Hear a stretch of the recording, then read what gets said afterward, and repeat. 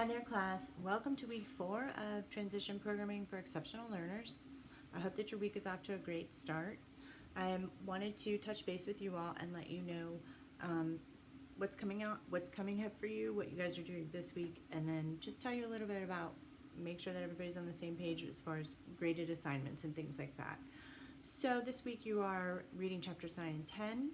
Chapter 9 really deals with helping your students and their family and the service providers, everyone involved in the secondary education for students with disabilities, helping everybody make the correct choices as far as curriculum goes. So choosing functional or academic, and really kind of isolating what would work best for students with disabilities in post-high school life. So really, like the book says, you don't want to make, it's not a polarization. You just want to pull from both aspects to meet your students' needs to the best of your ability. So chapter 10 really, I like chapter 10 a lot. It deals with pretty much taking the Universal Design for Learning framework and repurposing it for transition. So it becomes a Universal Design for Transition framework. Both of these chapters, I think, have a lot of really good resources and tools that will be really helpful if you do teach secondary students with disabilities, kind of as they go through this process, and even just keeping it in the back of your mind, because you never know when you're going to use this information. So the next part that I want to talk to you about is that your part 2 of the community mapping project is due on August 5th. So make sure, basically that means that you have 2 weeks to compile a list of 15 potential employers, do your 2 interviews and observations with someone, a community business partner that you chose or you talked about in part 1 of this project, and an employer. It's completely up to you, but your 2 interviews, observations, write-up are due on August 5th. There's additional information, specific, everything that I want in the order that I want it, listed for you in Canvas along with a rubric. So if you have questions or comments, please make sure that you send me an email. I'm happy to respond and make sure that that you are clear about what I expect, and that everybody's kind of got a fair shake with everything. You will also see that I added a section in the rest of your modules, and it's basically supplemental resources. So it's nice to know information. You don't need to watch the videos.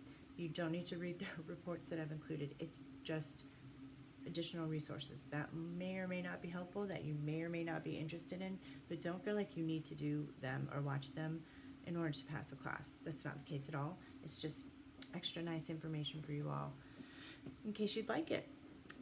So another thing that your individual class plans have been graded, and so have your discussion ones. Your part 1 of your community mapping project should be graded before the end of the weekend. I have updated Dr. Carson's email address in Canvas under the announcements where she's introduced herself.